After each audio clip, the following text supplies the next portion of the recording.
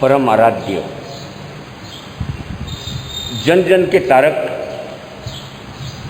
भव भव के उद्धारक, त्रिकालदर्शी तीर्थंकर महाप्रभु भगवान महावीर स्वामी के चरणों में वंदना करते हुए प्रसिद्ध वक्ता जैन दिवाकर पूज्य श्री चौथमल जी महाराज साहब के चरणों में वंदना करता हूँ। मेरे आज तक एवं पूज्य गुरुदेव राष्ट्र संत कमल मुनि कमलेश जी महाराज के चरणों में वंदना करते हुए पाठ पर विराजित पूज्य श्री प्रशांत मुनि जी महाराज साहब को यथा योग्य शुभाशीर्वाद प्रदान करते हुए धर्मसभा में उपस्थित भाइयों एवं बहनों, आरंभ करें उससे पहले एक प्रभु के चरणों में भक्ति की।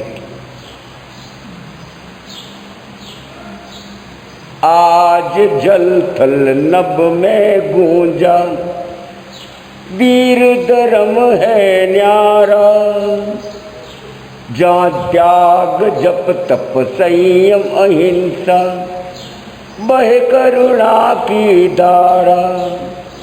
आज जल थल नभ में गूंजा, वीर धर्म है न्यारा, जहाँ त्याग जप तप संयम अहिंसा, बहे करुणा की धारा। जिन शासन का अनमोल सूत्र है, जियो और जीने दो, सब में बसती एक सी आत्मा, सबको यहाँ जीने दो। जिन शासन का अनमोल सूत्र है, जियो और जीने दो, सब में बसती एक सी आत्मा, सबको यहाँ जीने दो।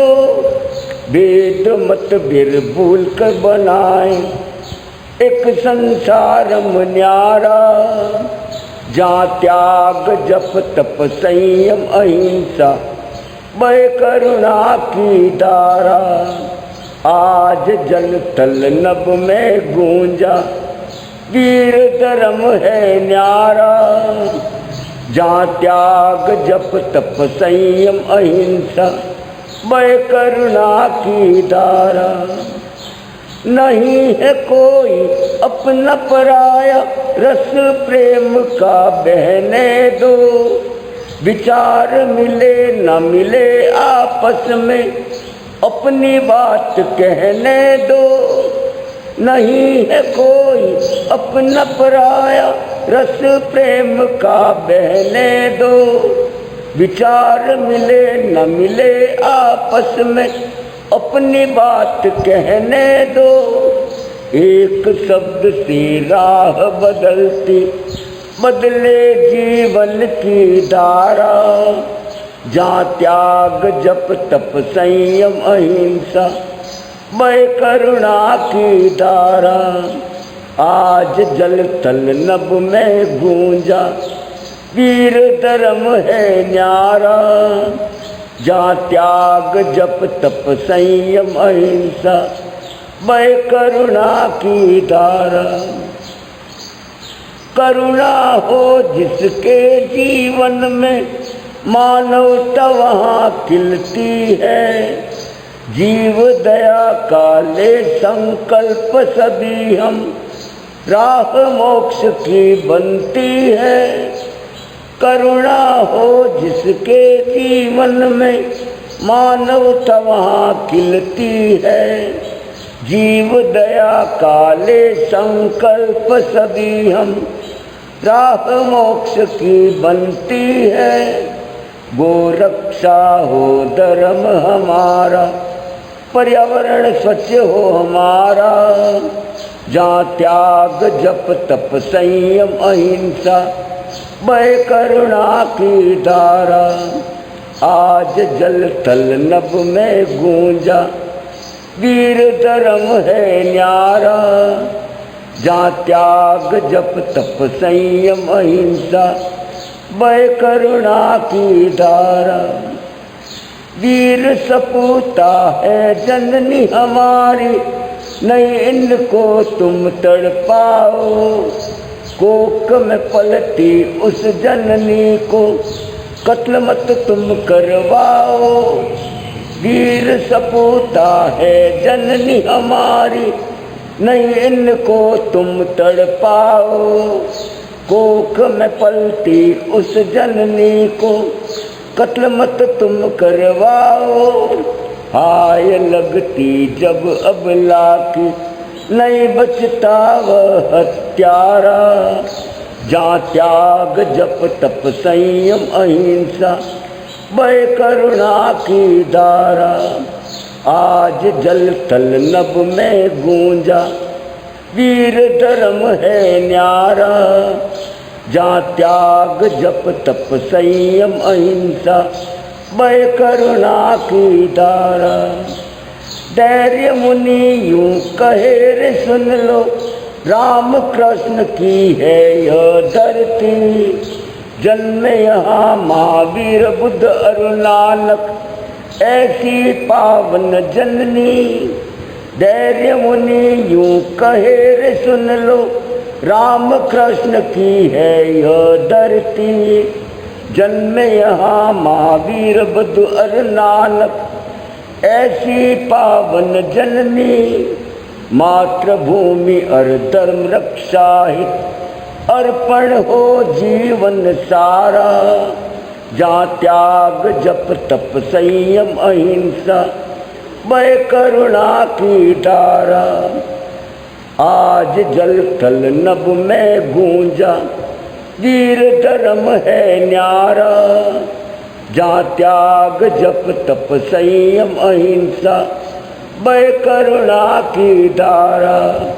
जहाँ त्याग जप तप संयम अहिंसा, भय करुणा की धारा। और जिसके जीवन में, जिस राष्ट्र के अंदर करुणा की धारा बहती है, जिसके मन के अंदर करुणा है, दया है, प्रेम है, वात्सल्य है, उस धरा पे मानवता खिलती है, मनुष्य तत्व खिलता है, मानव जीवन खिलता है।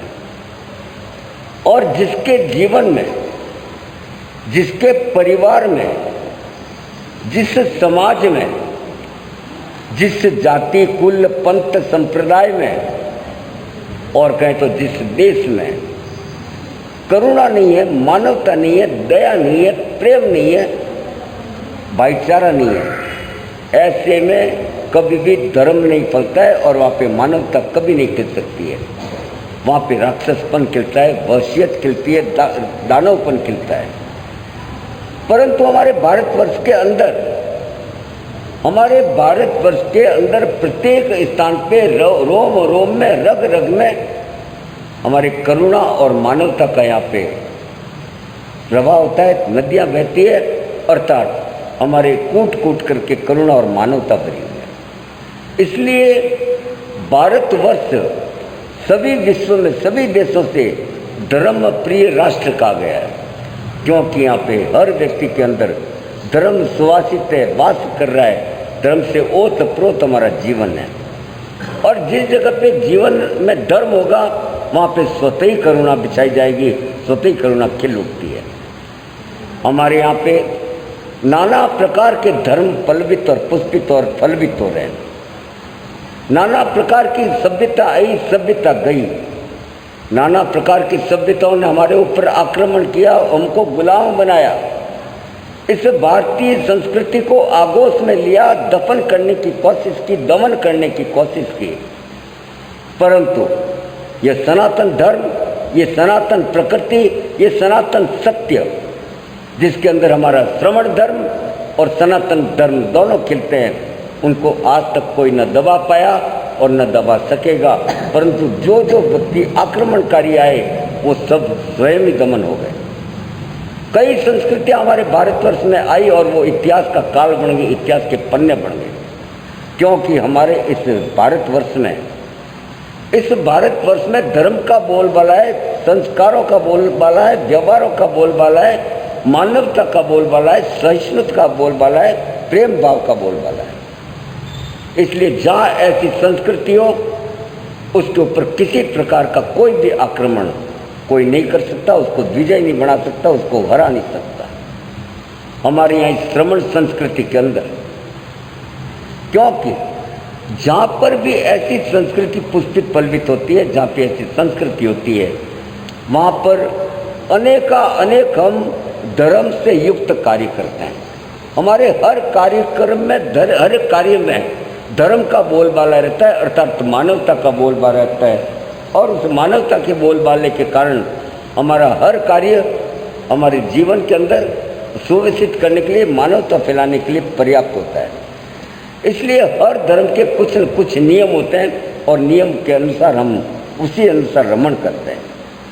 आज हम जैन धर्म के अंदर हम कुछ दिनों से, विगत कुछ दिनों से हम 12 श्रावक व्रत का नियम का हम एक एक करके श्रवण कर रहे हैं। 12 श्रावक नियम मतलब श्रावकों को सांसारिक जीवन को अनुशासित करने का नियम, उनको धर्म के अंदर अभिरुचि पैदा करने का नियम, उस मानवता को पल्वित और पुष्पित करने का नियम, मानवता खिलाने के नियम, मानव को मानवता में रमण करने का नियम। अगर हम इस धार्मिक कहे जाने नियमों में नहीं उलझें, अगर हम इन नियमों को नहीं माने, तो हमारा ये मानव जीवन उद्दंड बन जाएगा, बेलगाम घोड़े की तरह बन जाएगा। और ऐसे बेलगाम घोड़ा हमारी मानवता को विनाश की कगार पे लाएगा, जहाँ पे मानवता चूर चूर हो जाएगी और नतभ्रष्ट हो जाएगी। इसलिए हमारे जीवन के अंदर धर्म सिखाता है कि आप दिन के अंदर कुछ समय से ही पूरे जीवन में अंदर सांसारिक जीवन में रमण करते हैं, हमारे सब परिवारजनों में रमण करते हैं, लेन देन में रमण करते हैं, कई तरह के ऐसे जीवन में रमण करते हैं जो सांसारिक जीवन को उलझा के रख देता है और हम उससे बाहर नहीं निकलते हैं। हम दिन भर रात भर पूरे 24 घंटे के अंदर और पूरे जीवन पर्यंत हम अपने उलझन में उलझते रहें, इस सांसारिक जीवन में उलझते रहें। एक पल भी हमारा ऐसा नहीं आता जब हम इन विकारों से मुक्त हो सकें। और समय हमारा सांसारिक जीवन हमारे साथ चलता है, कभी भाई भतीजावाद, कभी रिश्तेदार नातेदार, तो कभी व्यापार की चिंता, तो कभी सामाजिक चिंता, कभी बेटियों की चिंता, तो कभी बेटों की चिंता, तो कभी बहुओं की चिंता। दिन भर हमारा कोई न कोई चिंता में रमण करते रहते हैं। और ये जो चिंता है जिसमें हम रमण करते हैं, ये सांसारिक जीवन है। और सांसारिक जीवन में रमण करने के कारण हम उस धर्म से विमुख हो जाते हैं जो कि हमारे लिए मुख्य रूप से जुड़ा रहता है। इसलिए जैन धर्म के अंदर अपितु सारे धर्म में कुछ समय प्रभु की प्रतिमा के सामने जाकर के और उनकी आराधना करने का, उनके अंदर ध्यान एकाग्र करने का और अपने हाथ में माला लेकर के प्रत्येक मणके के अंदर घुमाते घुमाते अपने मन को, अपने बाहर के मणके को घुमाते हुए अपने अंदर के मनके को उस प्रभु में लीन करने का कहा गया है। अगर हम पूरे दिन के अंदर कुछ समय भी प्रभु के ध्यान में हमारे मनके को उन मनके के साथ उस प्रभु के मन के अंदर मिला दें, तो हमारे जीवन का कल्याण हो जाता है। और इसी की दूसरी तरफ हमारी श्रावक परंपरा में, स्थानकवासी परंपरा में एक समय हम 2 घड़ी की सामयिक लेने का कहते हैं। हम आज सामयिक के रूप में बात करें। सामयिक किसको कहते हैं? ये सामयिक हमारे चाहे जैन बंधु हो चाहे अजैन बंधु हो, सामयिक शब्द एक जैन धर्म के जैन दर्शन का नाम है, शब्द दिया गया। और इससे कभी कभी हमारे को भ्रम फैलता है कि सामयिक करने का मतलब है जैनियों का नियम है, जैन लोग पाले, हम क्यों पाले। कोई भी धार्मिक नियम किसी जाति विशेष के लिए कभी नहीं बनता है, वो संपूर्ण मानवता के लिए बनता है। इसलिए हम चाहे किसी भी जाति पंथ परंपरा के हो, किसी भी समुदाय से हो और किसी भी देश और जाति से हो, हमारे लिए सब धार्मिक महत्व हमारे जीवन के कल्याण करने के लिए आता है। तो आज हम सामयिक का महत्व समझते हैं। सामयिक किसको कहते हैं? मैंने अभी कहा था कि हमारा पूरा जीवन पूरे 24 घंटे एक पल भी रात को सोते हुए भी हम सपनों में व्यापार करते रहते हैं, हमारे बच्चे पढ़ते रहते हैं, दिन को जो बोलते हैं वो गुनगुनाते रहते हैं, हम रात को भी चैन से नहीं बैठते हैं, हमारे ये मन का घोड़ा रात को भी उठता रहता है, चलता रहता है। दिन को तो हम जागृत अवस्था में चलते हैं और रात को हम सुप्त अवस्था में भी घूमते रहते हैं। और कहने का मतलब है कि 24 घंटे निरंतर भ्रमण करने से हम धर्म के मार्ग से हट जाते हैं और धर्म के कक्ष में आकर के भी, मंदिर इत्यादि में बैठ करके भी, हम धर्म स्थल में बैठ के भी उस संसार में रमण करते हैं, हम वहाँ से भी नहीं बैठ सकते। यहाँ पे भी हम 2 घड़ी प्रभु का ध्यान लगाना बड़ा मुश्किल हो जाता है। इसलिए कुछ समय हमें ऐसा निकालना चाहिए जब हम इन सांसारिक बंधनों से मुक्त होकर के और हम उन विचारों को पूर्ण रूप से प्रभु के अंदर समाहित कर दें। चाहे वो आप मंदिर में जाके बैठे हैं, मंदिर में प्रतिमा के साथ उनके ध्यान को ध्यान लगा के करें, या फिर आप किसी और विधि से आप एक एकांत स्थान में ध्यान मग्न होकर बैठे हैं, परंतु कुछ पल, कुछ समय, कुछ घड़ी अगर आप इस संसार के दायित्व से मुक्त होकर के कल्याण हो सकता है। अन्यथा हम चाहे कितने भी एकाग्र होकर बैठ जाएं, हम कहीं भी प्रभु की मूर्तियों के सामने बैठ जाएं, अनेक मूर्तियों को हमारे सामने रख दें, प्रतिमाओं के सामने रख दें, हम कितने भी सामायिक प्रतिक्रमण कर लें, परंतु जब तक हमारे जीवन में सांसारिक जीवन चक्र घूमता रहेगा तब तक हम अपने मन के अंदर स्थिर नहीं हो पाएंगे। और जब तक मन में स्थिर नहीं हो पाएंगे, जब तक प्रभु में ध्यान नहीं लगा सकते। संसार और प्रभु 2 तरह की अलग अलग चीज़ें। अगर आप सांसारिक जीवन में जीते हैं तो आप प्रभु से इतना दूर हो जाते हैं, और जब प्रभु के जीवन में जीते हैं तो सांसारिक जीवन से दूर हो जाते हैं। इसलिए आवश्यक है कि हमको कुछ नियमों का पालन करें। इसलिए एक शब्द का नाम आया सामायिक। सामायिक शब्द के अंदर 2 शब्दों को मिला के बनाया गया है, सम प्लस आइक। अर्थात सम का मतलब ऐसा जो समता पूर्ण हो, जिसके अंदर किसी प्रकार की हाव भाव न हो, समता जैसे उसमें कोई भी राग द्वेष न हो। राग द्वेष रहित काम न करना उस समता के अंदर आता है। इसके अंदर न हमारा होता है न पराया होता है, किसी प्रकार का छल कपट इत्यादि से दूर, उसको समान रूप से कहते हैं। हम सभी को समान दृष्टि से देखें, इसको समभाव कहते हैं। और ऐक का मतलब उस समभाव से उपार्जित जो भी हमें धर्म प्रकार की आय होती है उसको आय कहते हैं। अर्थात ऐसी आय, ऐसा उपार्जन जो हमारे समता से प्राप्त हो उसको सामायिक कहते हैं। हमारे यहाँ पे सामायिक लेने में कुछ आवश्यक अंग रखे गए, आवश्यक क्रियाएं की गई है, और उसके अंदर कुछ तत्वों का समाहित करना आवश्यक हो गया है। और उसके अंदर हम सबसे पहले आसन का नाम लेते हैं। हमारे लिए आसन एक आवश्यक है।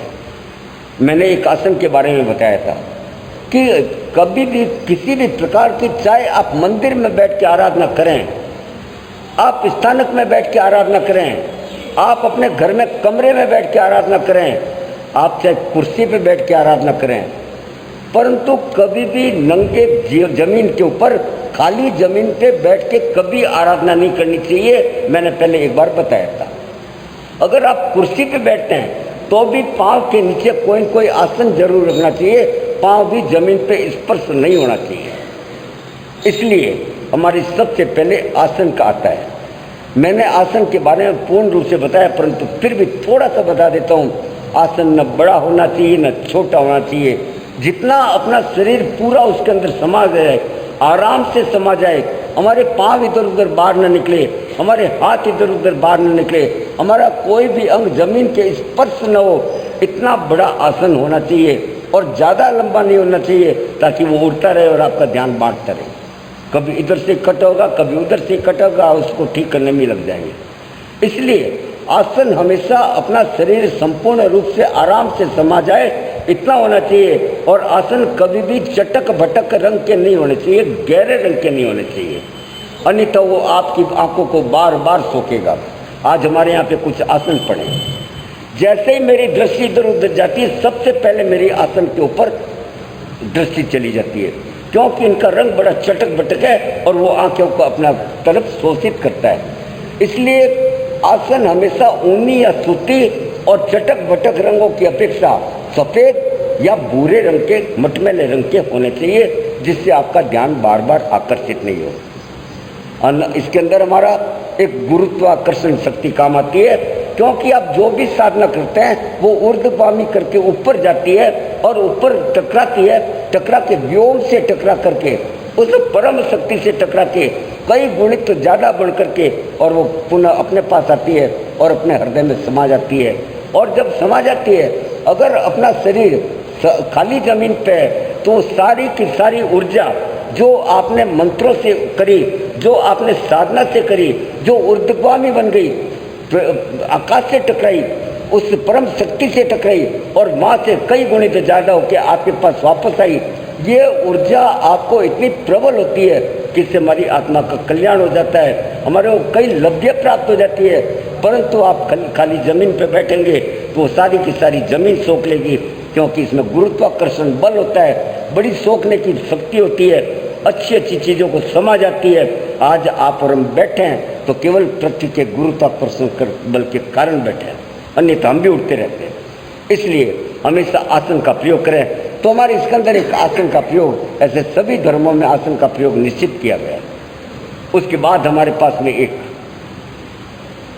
पूंछने की पूंजनी होती है, ये भी ऊनी या सूती हुआ करती है, क्योंकि ऊनी और सूती और जिसके अंदर उस पूंजनी कहते हैं, जिसको जो एक झाड़ू नुमा एक अंग होता है, जिसके अंदर लकड़ी का या किसी का छोर करके और उसके नीचे पतले पतले धागे पिरोए हुए बटे हुए होते हैं और उसको पुण्य का रूप दिया गया है, अर्थात सफाई करने के काम आता है।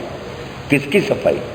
जब हम बैठते हैं तो हम ये विशेष ध्यान से देते हैं कि कहीं हमारे बैठने के स्थान पर सूक्ष्म मच्छर कीट पतंगा न हो, सूक्ष्म जीव न हो, अनायास उसकी हत्या न हो, क्योंकि हम सामायिक करते हैं और सामायिक के अंदर समभाव होना बहुत आवश्यक है। अर्थात हम उसके कारण मन वचन काया भाव के कारण किसी सूक्ष्म से सूक्ष्म जीव जो दिखाई नहीं देते हैं उनको भी त्रास देना हमारे पाप का बंद करता है। अर्थात छोटे से छोटे सूक्ष्म जीव को भी अगर हमारे कारण किसी प्रकार की त्रासना आ जाए, किसी प्रकार उसको खराबी हो जाए, दुख पाए, मात्र दुख पाने मात्र से हम उस समय का अंग खराब कर देंगे, क्योंकि हमारा समभाव में जाने का होता है और उसमें किसी जीव को प्राणी को त्रास देने का काम नहीं। इसलिए उस पूंजनी से आपको थोड़ा जगह साफ करनी आवश्यक है, उसके बाद आसन बिछाना चाहिए। ये पूंजनी सूती और ऊनी धागों से होती है। ये सूती और ऊनी धागे क्यों किए जाते हैं? क्योंकि ये बड़े सॉफ्ट होते हैं, कोमल होते हैं। जब आप उससे किसी स्थान को साफ करेंगे या किसी को भी साफ करेंगे तो उसके नीचे मच्छर आने वाले मरेंगे नहीं, अपितु वो हवा के झोंके से उससे दूर हो जाएंगे। हमारा उद्देश्य रक्षा करना, किसी को जीवन दान देना, किसी का जीवन लेना नहीं है। और पूंजनी से साफ करने से उसमें इतने कोमल कोमल बाल होते हैं कि उससे वो किसी प्रकार की जीव हिंसा नहीं होती है और हिंसा न होने के कारण वो उस स्थान से दूर हो जाते हैं। उसके बाद हम आसन बिछाते हैं। इसलिए पूंजनी और उसके ऊपर एक होता है डंडा, और डंडा का काम है कि हम उसको ये समझें कि जिस प्रकार से उस मुलायम बालों से, मुलायम धागों से हम जीवन के अंदर इतने मुलायम बने कि हमारे द्वारा किसी भी प्राणी का कोई भी सूक्ष्म से सूक्ष्म उसका किसी का त्राण न हो, वो हमारे कारण दुख न देखे। परंतु उसके ऊपर जो डंडा होता है वो हमारे को ये सिखाता है कि हम अनुशासन में, हम धर्म के अंदर, हम अपने क्रियाओं के अंदर इतने मजबूत होने चाहिए कि उसे टस मस भी नहीं हो सके, उनको तोड़ा और मरोड़ा नहीं जा सकता, उसको खराब नहीं किया जा सकता। इसलिए उसके ऊपर डंडा दिया गया है। आप समझते होंगे कि ये डंडा इसलिए पकड़ के साफ कर लो।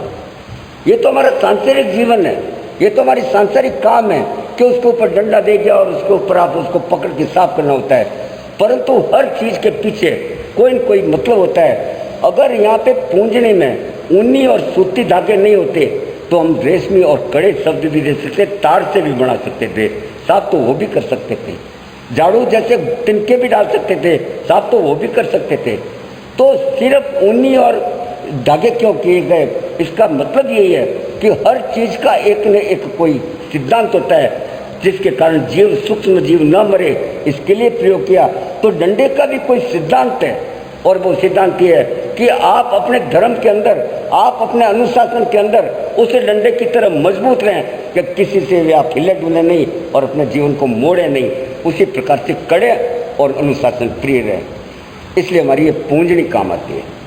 और उसके बाद हम चलते हैं, हमारे सामने कई तरह से शास्त्र रखने के लिए शास्त्र पट्टिका होती है, उसके कारण हम शास्त्रों को स्पर्श, जमीन से स्पर्श न करें, उसको किसी प्रकार की अशोभनीयता नहीं लाएं, इसके लिए दिया जाता है। परंतु हम इससे आगे चलते हैं और इससे आगे चल के एक मुख्य भस्त्रिका होती है जिसको हम मुंह पत्ती भी कहते हैं। ये मुख्य भस्त्रिका क्या है?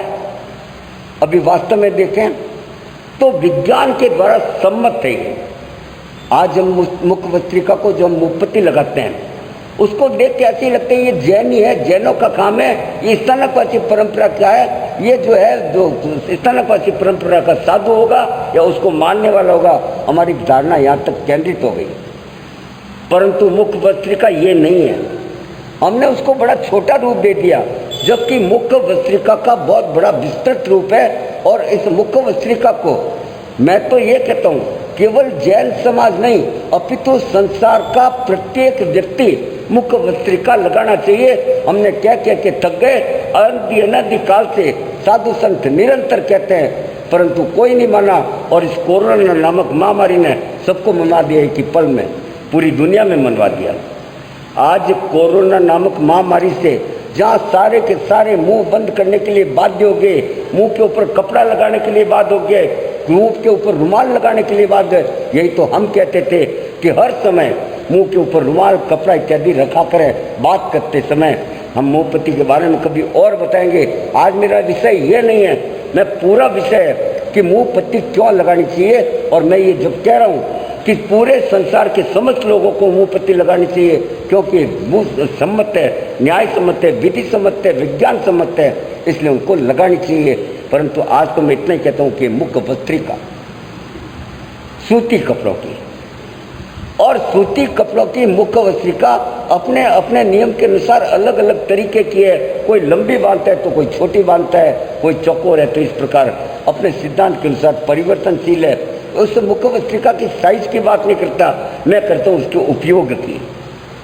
जब हम मुख्य भस्त्रिका लगाते हैं तो इनको हमने इस जैन धर्म के स्थानकवासी परंपरा का एक अभिन्न अंग मान लिया, क्योंकि इसमें मोटा कारण ये बताते हैं, विशेष कारण ये बताते हैं जो मेरे नज़र से अधूरा कारण है। मैं इसको पर्याप्त नहीं मानता, परंतु फिर भी जो प्रचलित कारण है वो मैं आपको बता देता हूँ।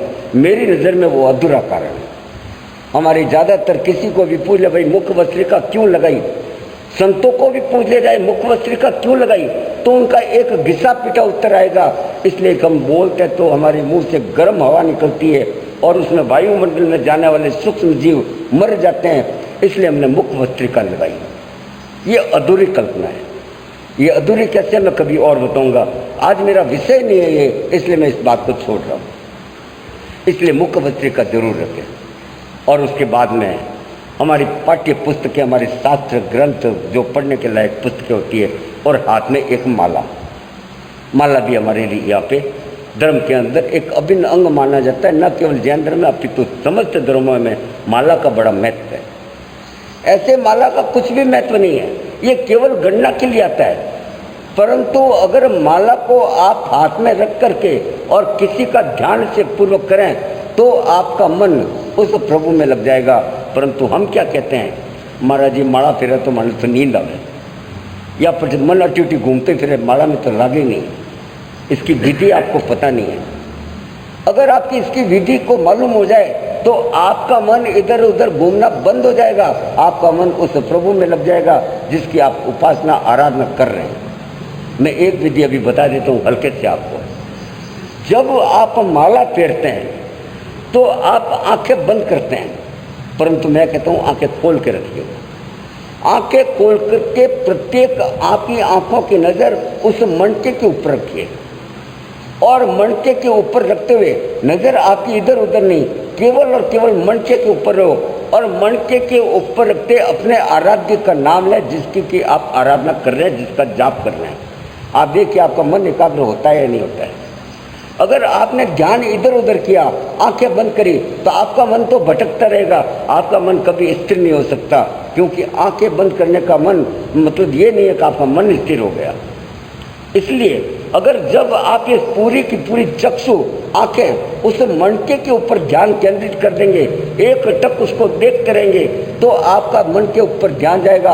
और ध्यान करते करते जब अपने इष्ट की आराधना करेंगे, तो आपका सारा की सारा अपने इष्ट की तरफ चला जाएगा। ये आप प्रैक्टिकल करके देखना। ऐसे इसमें बहुत सारे तथ्य मेरे पास है कि हमें साधना किस प्रकार से करनी चाहिए, परंतु आज मेरा विषय नहीं है, इसलिए मैंने आपको थोड़ा सा बताया। पर माला हमारे लिए जरूरी है। इस प्रकार से और भी कई उपकरण होते हैं, जैसे हमारे समय देखने के लिए घड़ी, समय का निर्धारित करने के लिए कोई भी उसका उपक्रम वो भी आवश्यक होता है। और इसमें 2 घड़ी मतलब 48 मिनट का हमारे सामयिक। अब सामयिक लेते हैं। सामयिक लेते समय हम कुछ पार्टी को बांटते हैं, अर्थात कुछ श्लोकों को बोलते हैं, कुछ हमारे निर्धारित जो बने हुए नियम उनको बोलते हैं। उनको खाली गाथा को गा देना ही पर्याप्त नहीं है, अपितु उसके अंदर वर्णित अर्थों को समझते हुए हम मन में उच्चारण करें, बाहर दिखावे में उच्चारण करें, कैसे भी बोले, मुंह से बोले या मन में बोले, परंतु हम क्या करते हैं, हम उनको रट्टू तोता होकर के रटते हुए तोते की बारी बोलते रहते हैं, जिसका हमें न भाव मालूम है, न अर्थ मालूम है, न शब्द मालूम है। बिना भाव, बिना अर्थ, बिना शब्द के केवल आपको पढ़ना है, और पढ़ने से मान्यता नहीं, अपितु प्रत्येक शब्द का आपके अंदर उतर के उसके भाव को धारण करके और उसकी अभिप्राय को समझते हुए आपको उसको पढ़ना चाहिए। हम सब बोलते हैं, हम यहाँ तक कि वंदना करते हैं, हमें उसका भी अर्थ पता नहीं है, केवल हमने एक परिपाटी बना दी और ऐसे गाते हैं जैसे कि स्पेशल ट्रेन जा रही है, कहीं छूट जाएगी तो मुश्किल हो जाएगी। ऐसे हमारे वंदना करने का भी लाभ नहीं होता। इसलिए प्रत्येक अगर आप भगवान की आराधना कर रहे हैं, तब तक आप केवल राम राम राम राम करते जाएंगे। राम को उदाहरण दिया, अगर राम राम राम राम करते जाएंगे और मन कहीं रमण करेगा, तो आपका राम राम कहना खाली व्यर्थ है। परंतु अगर आपका ध्यान उस राम को अंतर्मन में लेकर के आपने उस मणि को देख करके और राम कीजिए और आपका सीधा अंतर्मन में उतारिए, तो राम स्वयं आपके सामने साक्षात खड़ा हो जाएगा। परंतु हम कर नहीं पाते हैं। इसलिए ये प्रतिक्रमण करते ही, समय करते समय जो भी हम उसमें पढ़ते हैं, जो जिसको हम पाठ्य कहते हैं, जो भी हम पढ़ते हैं उसका अर्थ समझना, पहले उनका अर्थ समझ लीजिए, नहीं आए तो किसी से पूछ लीजिए, अर्थ को अपने हृदयंगम कीजिए और उसके बाद में उसको पढ़ोगे तो आपको पढ़ते ही अर्थ दिमाग में आ जाएगा और उसका आप सही ढंग से प्रायश्चित करना, साधना करना हो सकता है। इसको कहते हैं सामयिक, और वो 2 घड़ी की अर्थात 48 मिनट की एक सामयिक होती है। सामयिक के अंदर इन तथ्यों का सबका उपयोग होता है और कुछ ही विधि विधान होते हैं जो सब आपको जानते हैं, मैं विधि विधान की तरफ नहीं जा रहा। परंतु सामयिक करने से कुछ पल के लिए हम उस संसार के बंधनों से मुक्त होते हैं। अर्थात सामयिक का अर्थ यही है कि उस 2 घड़ी के पल में, उस 2 घड़ी के अंदर 48 मिनट के अंदर आप उन सब विकारों को छोड़ दीजिए, आप सब उन तथ्यों को छोड़ दिए जो कि आपके अंदर राग द्वेष पैदा करता हो, जो संसार को जनित करता हो। उस समय हमारे रिश्तेदार, नातेदार सबको दूर करना पड़ता है और उसमें आत्मा में रमण करना पड़ता है। अर्थात उस समय किसी प्रकार का काम, रोग, स्नेह, मोह, माया, जाल, क्रोध सबको अलग करना पड़ता है, और अलग तब तक नहीं करेंगे जब तक आपकी सामायिक में रुचि नहीं बनेगी। हम कहते हैं, हम क्या करें, होती नहीं हमारे से, बैठते तो नींद आ जाती है, मन इधर भटकता है, हम बैठे तो यहाँ पे हैं, परंतु हमारा मन लगता नहीं है, हम कैसे करें। हम सब झूठ बोलते हैं, सरासर झूठ बोलते हैं, क्योंकि आपकी सामयिक में रुचि है ही नहीं, खाली आप लेके बैठे दिखावा कर रहे हैं, और जब दिखावा करें तो फिर क्या होगा, आपका भाव ही नहीं। कौन कहता है मन नहीं लग सकता है, जो कहता है मेरा मन नहीं लगता है, वो सब झूठे हैं, झूठ बोलते हैं, क्योंकि आपकी उस साधना में रुचि नहीं है, इसलिए मन नहीं लगता है। कैसे नहीं लगता मैं बताता हूँ, एक उदाहरण से बताता हूँ। हमारे भाई साहब सामने बैठे हैं, दोनों बड़े व्यापारी हैं, मोबाइल का धंधा करते हैं, पैसों की कोई कमी है नहीं, मोबाइल से पैसा निकालते हैं। ये तो सारे आजकल ATM की जरूरत ही नहीं है। अब इन्होंने किसी को इनको पैसे की जरूरत पड़ गई और अब भाई साहब के पास गए, अरे भाई मेरे को 2 लाख रुपए चाहिए, मेरे को दे दे, थोड़े बाद में वापस दे दूंगा। आपस में बड़े अच्छे मित्र हैं, एक दूसरे के ऊपर विश्वास भी है। और उन्होंने कहा भाई ले जा, कोई बात नहीं। और वो 2 लाख रुपए लेने के लिए अपनी तिजोरी का दरवाजा खोला, अंदर उनके वहाँ पे तिजोरी है, उनका दरवाजा खोला, 500 की 4 गड्डी निकाली और ले जा भाई ले जा, तू ये नहीं देंगे, कभी नहीं देंगे। वो उससे पहले गिनना करेंगे, गिनेंगे। गिनते गिनते आखिर में उनको एक शक पैदा पड़ गया, कहीं एक नोट ज़्यादा चला गया, नहीं देंगे। वो फिर गिनेंगे, दूसरी बार फिर गिना। अच्छे दोस्त हैं, अच्छे मित्र हैं, परंतु पैसा मांगा उधार, अपनी अलमारी में निकाल के अपने मित्र को देना है, परंतु वो नहीं देगा, उसको गिनेगा पहले। गिनते समय नींद आ गई, झपकी आ गई और ऐसा महसूस हुआ कि फिर गड़बड़ हो गई। वो दूसरी बार फिर गिनेगा, दूसरी बार गिनते समय संजोग से फिर कोई एक व्यक्ति आ गया और बोला और उसने हाथ जल्दी फिसल गया और ऐसे डाउट हुआ, फिर गड़बड़ हो गई। ये तो तीसरी बार फिर गिनेगा, ऐसे आपको पैसा नहीं देगा। जब तक उसका तन और मन एक जगह नहीं होगा वो पैसा नहीं देगा, क्योंकि मालूम है कि अगर मैंने पैसा दे दिया, गलती हो गई तो 500 रुपये ज़्यादा चले जाएंगे। उसमें स्वार्थ था। जब स्वार्थ किसी का होता है तो तन और मन उसमें लग जाता है। आपका सामायिक में स्वार्थ है ही नहीं, आप तो केवल औपचारिकता करते हैं। मैं सामायिक कर रहा हूँ, कर रही हूँ, 1 सामायिक कर ली, 2 सामायिक कर ली, 3 कर ली, 5 कर ली और हमने इतिहास में नाम लिखा दिया कि मैं तो एक दिन 5-5 सामायिक करता हूँ। सारी व्यर्थ है, सारी व्यर्थ है। तो आप कहेंगे मन लगता नहीं महाराज जी, तो फिर करनी बेकार है। फिर क्यों करें जब उसका फल नहीं मिलना है। इसलिए हर चीज के अंदर तन और मन लगा दीजिए, भाव लगा दीजिए। हमारा धर्म में कहीं मन लगता ही नहीं है, हम तो केवल औपचारिकता करते हैं। अगर उसके अंदर स्वार्थ पैदा कीजिए आपका मन लग जाएगा। इसलिए हर चीज में थोड़ा स्वार्थ पैदा कीजिए कि अगर मैं सामायिक करूंगा, एक लक्ष्य ले लीजिए, मुझे सामायिक से फलश्रुति मिलनी। हालांकि जैन धर्म फल का फलादेश नहीं मिलता है, उसकी मान्यता नहीं है, परंतु उसके बिना लगता भी तो नहीं है। इसलिए अगर आपको सामायिक करनी है तन और मन के साथ में एकाग्र होके, तो उसमें स्वार्थ को पैदा करना ही पड़ेगा, अन्यथा आपका मन नहीं लगेगा। क्योंकि ये कलयुग है, ये वर्तमान युग है और वर्तमान युग में सांसारिक उहापोह ज़्यादा है, सांसारिक बंधन ज़्यादा है, अब दिमाग में चिंताएं ज़्यादा है, इसलिए आपका मन नहीं लगेगा। इस चिंता से रहित होकर के, काम क्रोध लोभ माया को सबको त्याग करके, अपने सांसारिक जीवन से कुछ क्षण दूर करके और फिर सामायिक करेंगे, तब आप समभाव में आएंगे। अन्यथा सामायिक में बैठे बैठे भी राग द्वेष पनपता रहेगा।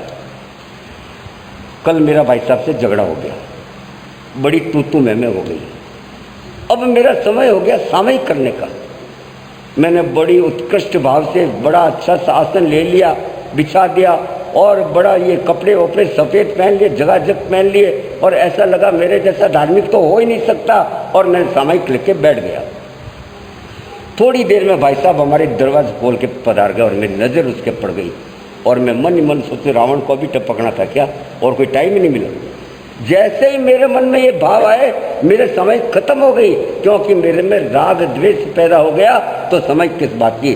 सामायिक का अर्थ है ऐसी वायु उत्पन्न करना जो समभाव पैदा करे। जब तक आपके मन में समभाव नहीं होगा, आपकी सामायिक नहीं हो सकती। अब प्रश्न एक और नया खड़ा हो जाता है, और प्रश्न खड़ा होता है कि जब हमारे भाव बनते ही नहीं है, बड़े मुश्किल है, अरे खूब मेहनत करी फिर भी नहीं बढ़ते, हमारे भाव भटक जाते हैं, तो क्या हम सामायिक करें नहीं? उसका फल नहीं मिलेगा तो क्यों करें, क्यों फालतू टाइम खराब करें? इससे अच्छा तो दूसरा काम करें, दूसरा काम करें। तो क्या हमें सामायिक नहीं करनी चाहिए? परंतु मैं कहता हूँ हमेशा करनी चाहिए, नित्य प्रतिदिन। चाहे आप जैन हो, चाहे अजैन हो, चाहे भगवान श्री राम का नाम लो, चाहे भगवान श्री शिव शंकर का नाम लो, चाहे भगवान महावीर का नाम लो, किसी भी प्रकार का फर्क नहीं है। परंतु सामायिक अवस्था में बैठे हैं और उसके अंदर ये आवश्यक उपकरण है वो जरूर लगाएंगे। मैं आप अगर नित्य प्रतिदिन आए तो मैं हर आवश्यक उपकरण का आपको विशिष्ट रूप से बताऊंगा कि आवश्यक उपकरण क्यों है। मैं किसी को जैन नहीं बना रहा हूँ। आप ये मत समझना कि महाराज जी मुफ्ती लगाने का कह दिया तो जैन बना रहे हैं हमारे को, ये नहीं है। इसके पीछे बहुत बड़े तत्व है, विज्ञान है। आज तो समय नहीं, इसलिए मैं आज इसके बारे में क्यों, मेरी चर्चा कुछ अलग विषय की है, इसलिए मैं वो चर्चा नहीं ले रहा हूँ। परंतु अगर आपको जिज्ञासा है तो हमारे इस पर्युषण पर्व के बाद निरंतर चलने वाले प्रवचन में इन सबको मैं खुलासा करूँगा कि हमारी ये तथ्य क्यों जरूरी है, किस प्रकार उपयोगी है। इसमें जैन और अजैन का कोई प्रश्न नहीं है, ये तो समस्त मानव जाति के लिए। इसलिए आप जो भी इस जैन पंथ से नहीं है, जैन को मानने वाले नहीं है, उनके लिए विशेष रूप से कह रहा हूँ कि आप इसको उस रूप में मत समझना कि जैनियों के महाराज जी है, जैनियों की बात करेंगे। नहीं, मैं जैनियों की कोई बात नहीं करता हूँ। मैं तो पहले कहता हूँ मैं हिंदू हूँ, परंतु मैं करता हूँ बात मानवता की, समूल मानवता की बात करता हूँ। इसलिए हमारे इस तथ्यों को, चाहे धर्म किसी आप उसको अच्छी तरह से। अब मैं एक बात और विशिष्ट बता रहा था। मैं ये कह रहा था जब हमारा मन नहीं लगता है तो फिर हम क्यों करें समय, और मैं कह रहा हूँ करना चाहिए। इसके बारे में मैं थोड़ा सा कि अगर आप कोई कार्य करते हैं, बच्चा जब स्कूल में जाता है पहले वो बड़ा रोता है, चिल्लाता है, जाता ही नहीं है, हरकतें करता है, छिपले खाता है जिसको कहते हैं। धीरे धीरे वो स्कूल जाने की आदत पड़ती है और धीरे धीरे उसका पढ़ाई में मन लगता है। पहले पता नहीं कितनी पेंसिलें और पेन तोड़ता होगा। माता पिता उसको हर बार नई स्लेट और नई पेंसिल लगे देते हैं और वो हर समय स्लेट और तोड़ देता है। माँ बाप कभी बुरा नहीं मानते, उसको नई ला के दे देते हैं। जैसे ही उसने अ लिखना सीखा और माँ बाप के हृदय खुल जाते हैं, आज मेरे बच्चे ने अ लिखा और 25 तो स्लेट तोड़ दी, 25 ही पेंसिलें तोड़ दी और आज अ लिखना सीखा। परंतु उसके टूटने का गम नहीं है, अपितु अ लिखने की खुशी है। इसलिए अगर आप नहीं करते तो ये अ लिखना भी सीखता नहीं। इसलिए निरंतर सामायिक करने से, निरंतर ध्यान करने से हमारा एक दिन ध्यान महसूस होता है। आज मैं तपस्या करता हूँ, 8 साल हो गए, मैं निरंतर 8-9 से महीने तपस्या करता रहता हूँ। कोई न कोई मेरी साधना चलती है। लोग मेरे को तपस्वी कहते हैं, लोग मेरे को अरे महाराज जी क्या तपस्वी है। ये सारी बेकार की बात है। ये मेरा सारा ढोंग है, मेरा सारा दिखावा है, मेरा सारा यश कामना का प्रतीक है। मैं कोई तपस्या नहीं करता हूँ। जो मैं तपस्या करता हूँ ये मेरा दिखावा है और ढोंग है। मैंने जब ये कहा तो एक भाई ने पूछ लिया कि महाराज जी जब आप जानते हो ये ढोंग है, ये दिखावा है, ये यश कामना, फिर आप करते क्यों? फिर आप क्यों कर रहे हो ये सब? आप दिखावा क्यों कर रहे हो ये सब? मैंने कहा बात सही है आपकी। मैं इतने दिन तपस्या करता हूँ, इसलिए करता हूँ कि इतने दिन तपस्या के अंदर मेरे पास से कीजिए तो धीरे धीरे धीरे आपका मन लग जाएगा। और एक बात और कहता हूँ, यहाँ पे समय का प्रतिबंध दिलवाते हैं, नियम दिलवा देते हैं। बड़ा बुरा लगता है महाराज जी का जाओ तो नियम ही दिलवा दे। हालांकि मैं कोई नियम नहीं दिलाता हूँ, आप घबराना मत, यूँ निकाल आउनी छोड़ दो, ऐसा नहीं। नियम बड़ा पाबंद करता है, परंतु मैं कहता हूँ अगर आपने नियम ले लिया, बिना मन से ले लिया, आपका मन नहीं है, मन नहीं लगता है, परंतु आपने नियम लिया, घर पे जाके एक समय अवश्य करो। आपके बिना मन की लगी हुई समय आपके बच्चों में अच्छे संस्कार, सच्चे संस्कार पैदा करेंगे। कैसे करेंगे? हमारी दादी जी बैठी हैं, उनके पोते वोते खूब छोटे छोटे पोते, 2 पड़ पोते खेल रहे हैं। अब दादी जी लेके बैठ गई समय। इधर तो चिल्पों, घर के अंदर इतने बड़े घर है, चूं चूं चलती है और दादी जी का मन नहीं है, परंतु महाराज ने समय के नियम दिलवा दिया। दादी जी बिना मन लेके बैठ गई और समय करने के लिए सारी उपक्रम करके मुंहपत्ती बांध के बैठ गई। इनके पोते पड़ पोते आए, खेलने लगे। उनको बेचारों को पता ही नहीं क्या होती समय। वो दादी जी को छेड़े, कभी मुंहपत्ती को खींचे, कभी माड़ा को खींचे, कभी उनकी पूंजनी से साफ करे, क्योंकि वो बच्चे नकलची होते हैं। बच्चे ने नकल करनी आरंभ करी। बच्चे नहीं समझते परंतु ये जरूर देखते हैं। मेरी दादी जी, मेरे दादाजी मुंहपत्ती लगा के बैठे हैं, वो ऐसे साफ करते हैं, आसन लगा के बैठे हैं और कुछ कुछ पढ़ते हैं, तो बच्चा कल माड़ा लेके थोड़ी थोड़ी घुमाना शुरू कर देगा। वो आपकी पूंछ लेके पूछ लेके उस पर बैठना शुरू कर देगा। वो भी दूसरे दिन बोलेगा, थोड़े दिन बाद में मेरे को भी ये लगाओ। वो जिद करेगा, आखिर में उसके सच्चे संस्कार पैदा हो जाएंगे। आपकी झूठी समय आपके बच्चों में सच्चे संस्कार पैदा होंगे। इसलिए बात तो मेरी बहुत लंबी हो जाएगी, बोल दिया तो छोड़ूंगा ही नहीं मैं।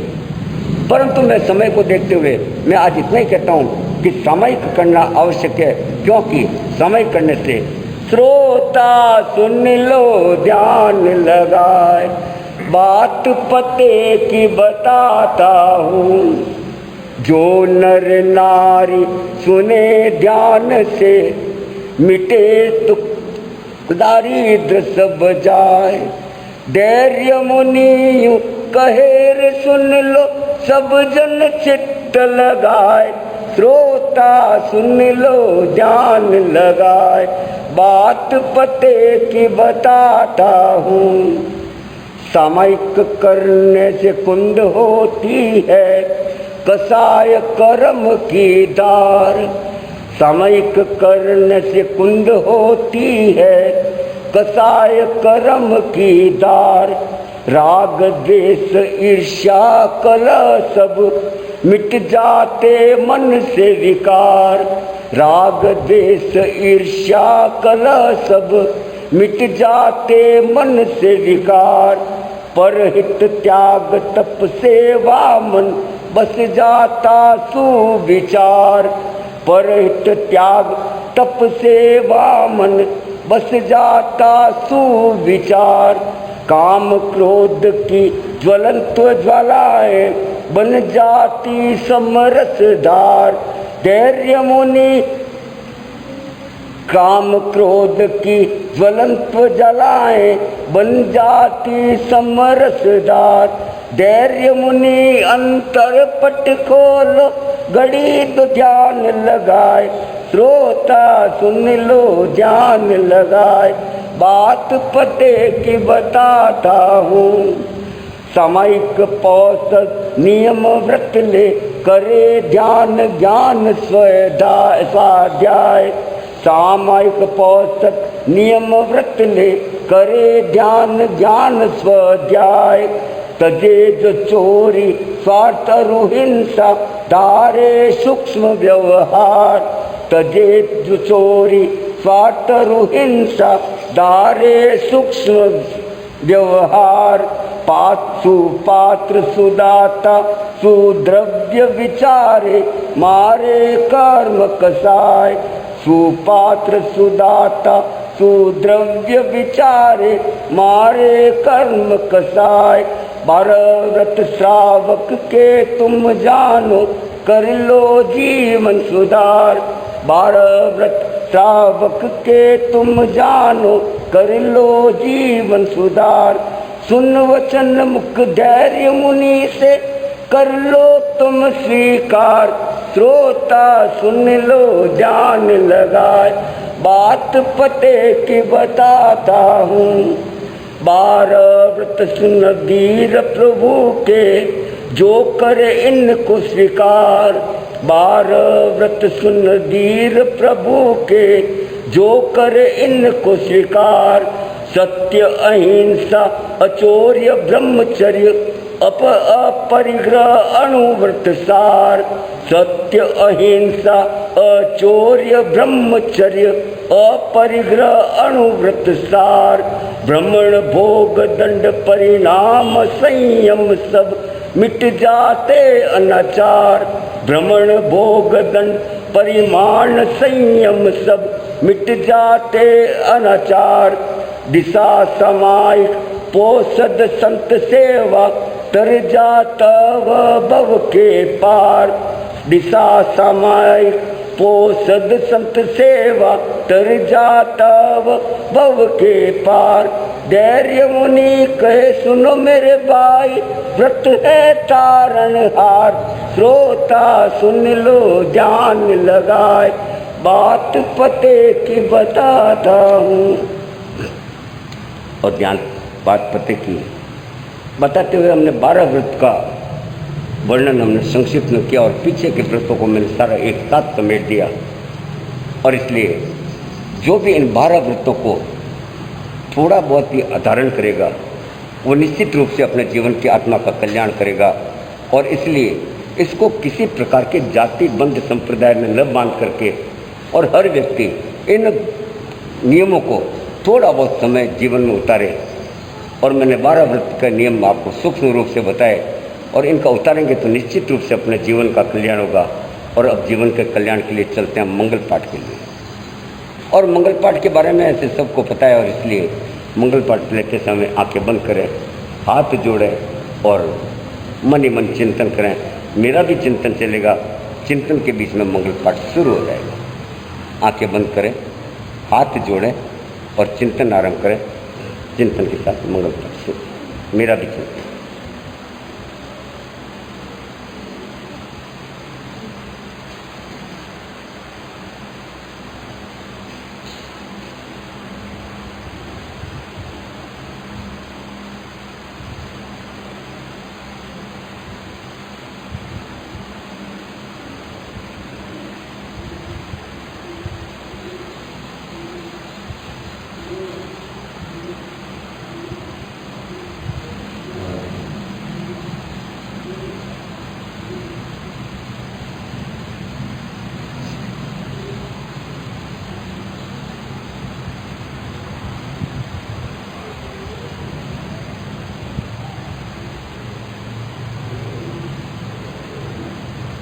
गुरु की आज्ञा से नमो अरियंताणं, नमो सिद्धाणं, नमो आयर्याणं, नमो उवज्जायणं, नमो लोये सव्वसाहुणं, ऐसो पंच नमुकारो सौव पावपणासनो मंगलाणं च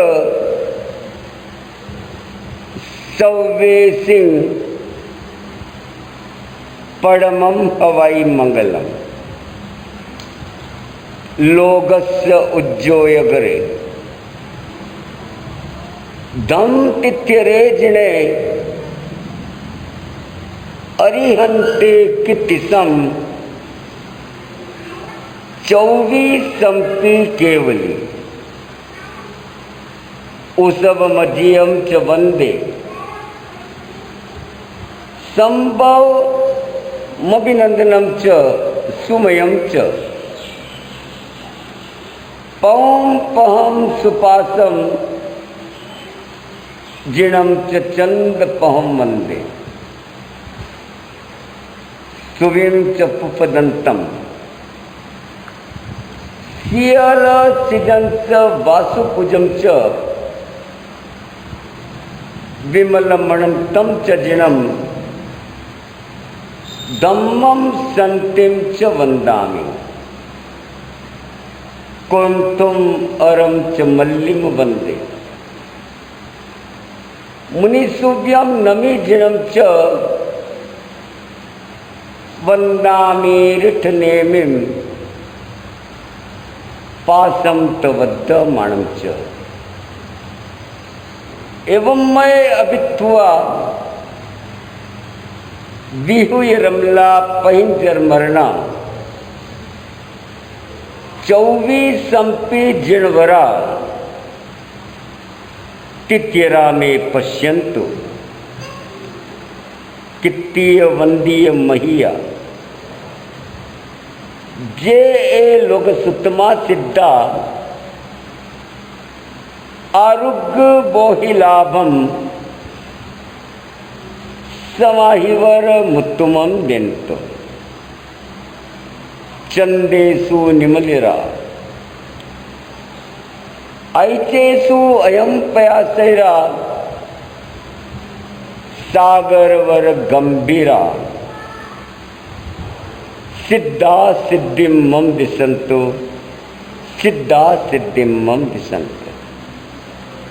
चत्तारी मंगलम अरिहंता मंगलम सिद्धा मंगलम साहू मंगलम केवली पणत्तो धम्मो मंगलम। चत्तारी लोगोत्तमा अरिहंते लोगोत्तमा सिद्धे लोगोत्तमा साहू लोगतमा केवली पणतो धम्मो लोगतमा चत्तारी शरणं पवज्जामि अरिहंते शरणं पवज्जामि सिद्धे शरणं पवज्जामि साहू शरणं पवज्जामि केवली पणत्तम धम्मम शरणं पवज्जामि अरिहंतों का शरण, सिद्धों का शरण, साधुओं का शरण, केवली प्ररूपित दया धर्म का शरण। ये चार शरण दुखरण जगत में और शरणा कोई होगा जो भव प्राणी करे आराधन, उन सब का मंगल ही मंगल होगा, मंगल ही मंगल होगा, मंगल ही मंगल होगा और आप सबका मंगल।